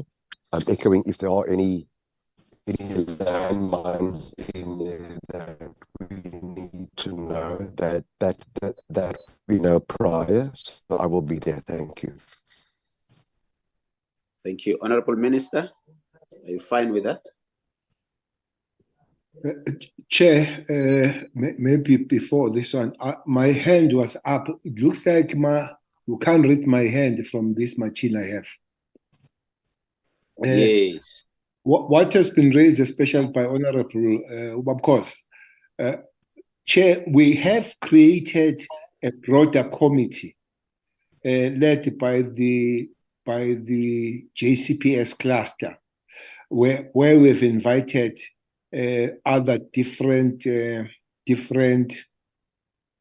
departments relevant to the issue. Special, the minerals is there, the human segment is there. Well, Home Affairs anyway is part of it, and any other department that is relevant to deal with these matters. So maybe your administrative staff, they can link up with the secretariat of the cluster to say who is there. I don't know if we can be all available from the committee and all available from the side of the Parliament, but we have broadened the issue indeed. We have broadened the issue of Zamazamas beyond just being the security matter. But all of us that can be there, we can. So we are working on that. They are developing an approach. How do we all come together to fight that scourge? 8 o'clock, then we can be available on Friday, Honorable Chair, on a pre-briefing on the members. Thanks. Thank you, Minister. Honorable Sheikh Imam, is it in a new hand or is it an old one? Okay. Thank you very much. I think what Honorable Khoza was saying, like the Minister has said, in fact, the Department of Minerals and Energy and the Portfolio Committee there, if they are there and the police is there, we can be able to get, I saw a cabinet memo where the Department of Minerals and Energy is promising to close those derelict shafts as a matter of urgency, just to get a briefing on that one. But we hear what you are saying, Honorable Minister. Honorable Babalwa, please get contact with the relevant secretariat and we see how we take forward some of the things we can talk about after this. And if we can quickly submit an application to the Chair of Chairs for a meeting on Friday, 8 o'clock. Those who said that will be available, I think we will be able to form a quorum so that members get the gist of what will be presented to the public. Are we together, Babano?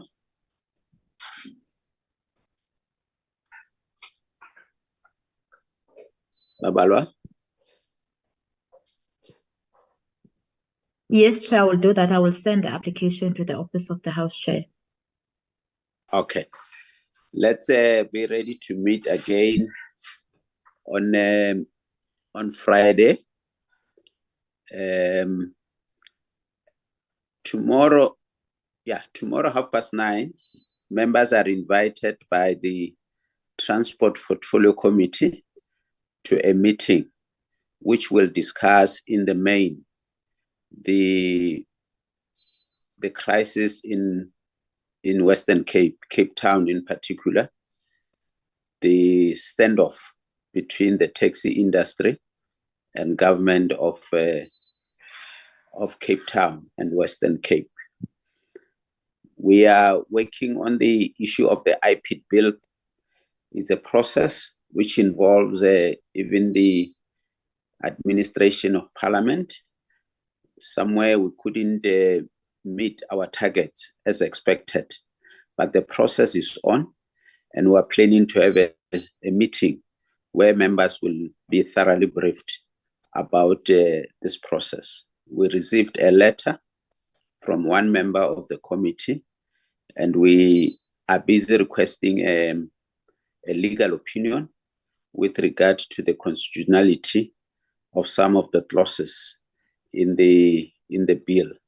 And we hope by the time we meet to brief members about this process, the legal opinion will be present. Let me thank you all, members of the committee, honorable members, for your time.